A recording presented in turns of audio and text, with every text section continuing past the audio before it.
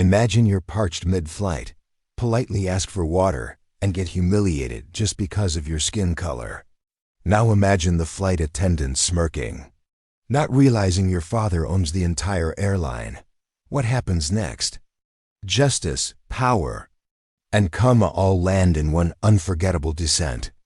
If you believe dignity should fly first class and no one should be disrespected based on race, hit that subscribe button now and buckle up for a jaw-dropping ride you'll never forge. The plane hummed softly as passengers settled into their seats, overhead bins slamming shut and seatbelt signs flickering to life. 12-year-old Amira Carson sat quietly in seat 14A, the window seat, her legs barely long enough to reach the floor, a book on her lap and her tablet beside her. She wore simple clothes, a hoodie, leggings, and sneakers, but her eyes sparkled with intelligence and curiosity. Amira was traveling alone from Los Angeles to New York, the first solo flight her parents had allowed her to take. What no one on that aircraft knew, however, was that Amira was the daughter of Harold Carson, CEO and majority stakeholder of Zenith Airways, the very airline they were flying on. But Amira didn't care for titles or wealth. She just wanted to read her book and sip some water, which she politely asked for as soon as the seatbelt sign dimmed. That's when everything started to go wrong. The flight attendant, a tightly wound woman named Denise, looked at her with a raised brow. "Can't you wait until beverage service like everyone else?" she snapped. Amira blinked, surprised. "I'm really thirsty," she said politely. "I haven't had anything since the airport," Denise huffed. "Then maybe you should have thought about that before boarding." She turned and walked off. The woman in the aisle seat, a middle-aged white woman in pearls and a silk scarf, gave Amira a disapproving look as if she were bothering the crew. A man across the aisle chuckled. "Entitled kids," he muttered. Amira shrank in her seat, unsure of what to do. She wasn't used to being spoken to like that. Her family always taught her to be kind, respectful, and to stand up for herself. She pressed the call button. 5 minutes passed. 10. Denise stormed back with a scowl. "You again?" she snapped. "What do you want now?" Amira gulped. Just water, please." Denise folded her arms. "We'll get to you when it's your turn. And maybe next time, don't think your skin color gives you permission to demand special treatment." The words struck like a slap. The woman beside Amira tensed but said nothing. No one did. The silence felt heavy. Amira felt tears sting. Her eyes, she turned toward the window, blinking fast, clenching her fists in her lap. She wasn't crying because she was weak, but because she knew that if her father were here, this would never have happened. And maybe maybe he should know. Amira slid out her phone and typed a message with trembling fingers. "Hey Dad, something weird just happened on the plane. Can I call you later?" Harold Carson was in a boardroom meeting at the Zenith Corporate Tower in Manhattan when the message pinged. He saw the timestamp, mid-flight, and he saw the one word that no father ever wants to read: weird. He excused himself and stepped into the hallway, immediately dialing his assistant. "I want a full status update on flight ZN726. Get me the passenger manifest. And find out who's working the cabin." Meanwhile, back on the plane, things were escalating. Denise continued skipping Amira during beverage service, going out of her way to pour drinks for others and deliberately ignoring her. Other passengers noticed. Some whispered, but no one said a word out loud. One young flight attendant named Kevin approached Denise privately and whispered, "Hey, I think the kid in 14A is getting a bit upset. Maybe we should just give her a water?" Denise scoffed. "Let her sweat. Probably just some brat trying to play the race card." Kevin hesitated. "She's just a kid. And I'm the lead crew. You want to keep your job?" Denise hissed. Kevin went quiet. Amira sat in silence for the rest of the beverage service, her throat dry, the humiliation worse than the thirst. She didn't cry. She didn't speak. But she watched everything. What Denise didn't know was that Amira had quietly started recording on her phone, capturing the whole interaction. Her mother, a tech entrepreneur, had taught her, always document everything when someone mistreats you.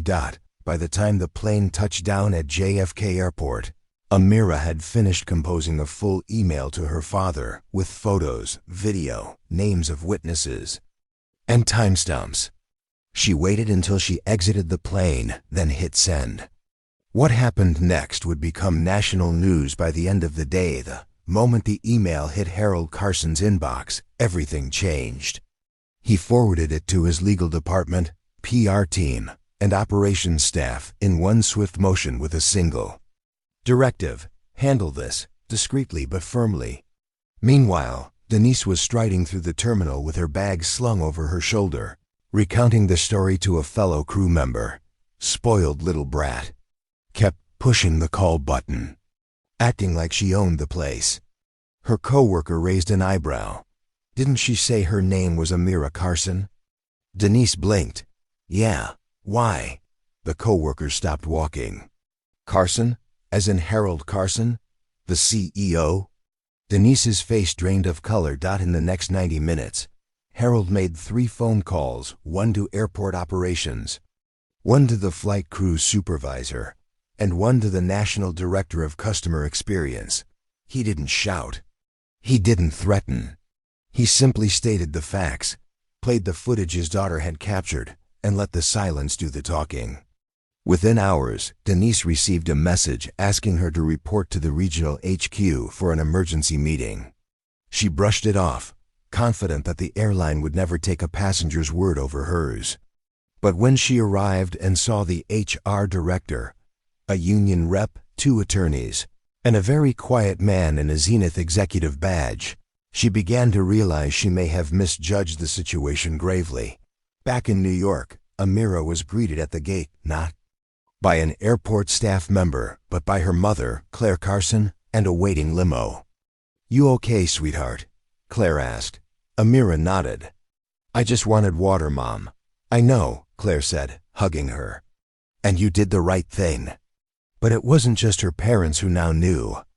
Amira's cousin, a teenage social media influencer with over 1 million followers, had posted a clip Amira had recorded with a caption that read, "My little cousin was racially discriminated against on Zenith Flight ZN 726 today. Wait until you hear how they treated her."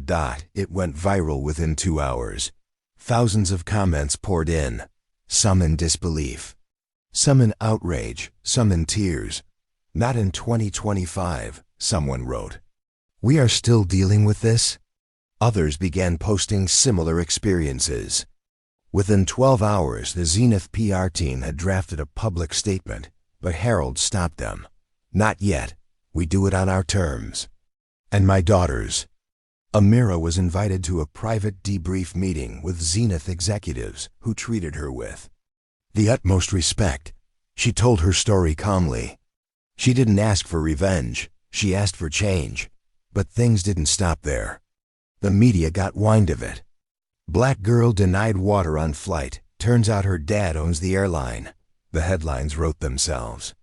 Talk shows begged for interviews. Activists demanded accountability.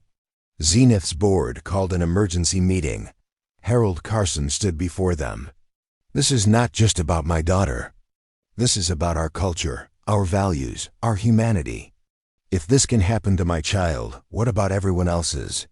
The board voted unanimously to launch a sweeping investigation into customer treatment and racial bias training. Denise, meanwhile, was still in disbelief when she was quietly suspended without pay, pending further review. Her union rep advised her to prepare for termination, but Denise wasn't ready to go down without a fight. She reached out to a lawyer, claiming discrimination against her as a loyal employee being unfairly targeted for discipline. The lawsuit she filed made headlines and revealed just how deep her arrogance truly ran. But she didn't realize Amira had more recordings, more emails, more proof. And soon, it would all come out. As the legal dust began to swirl, the world started choosing sides. Some saw Amira as a brave, composed girl standing up for what's right. Others tried to paint her as privileged, playing the race card. But the majority stood in support. Celebrities tweeted her name. Civil rights groups honored her. Schools showed her video as a lesson in dignity and justice. Meanwhile, Denise's case was unraveling in court. Her lawyer, desperate to save face, tried to pivot the narrative, claiming that a misunderstanding had spiraled out of control. But the judge was unconvinced. Did you or did you not refuse to provide basic service to a minor child under your care? The judge asked. Denise hesitated. She was demanding. She was thirsty, the judge corrected. The final blow came when Amira herself appeared via video to testify. Calm, polite, clear. I didn't want anyone fired, she said. I just wanted people to be treated equally. No one should feel small because of their skin. Her words echoed across courtrooms, classrooms, and households. Denise's lawsuit was dismissed. Zenith issued a sweeping apology and a massive policy overhaul. Racial bias training became mandatory. A new hotline was established for mid-flight complaints. And in an unexpected twist, Harold Carson offered Amira something few 12-year-olds ever receive: a position as honorary ambassador for youth advocacy on his airline. Amira accepted on one condition. I want to meet kids from different backgrounds, hear their stories. Make sure this doesn't happen again. Not just on planes, but anywhere. Harold smiled. Then let's build something. Months later, Amira was invited to speak at a UN Youth Leadership Summit. Her story had become legend. Not just because she had power, but because she used it not for punishment, but for progress. At the summit, she looked out at a crowd of thousands and began with the same sentence she'd used in court. I just wanted water. The room went still. But what I really wanted, she continued, was respect. Meanwhile, Denise, stripped of her flight credentials and reputation, struggled to find work. She had refused to apologize until she saw Amira's speech. And for the first time, she realized the true weight of her actions. Quietly, privately, she mailed Amira a handwritten note. No fanfare, no excuses, just, I'm sorry. Amira smiled when she read it. Not because she needed it, but because it proved that even those who fall hardest can rise. Her story became a book, a documentary, a lesson plan. But above all, it became a reminder. When the world tries to shut you down, stand tall. Speak up and sip that water with pride. If that moved you, hit subscribe now, because this is more than just a story. It's a message the world needs to hear.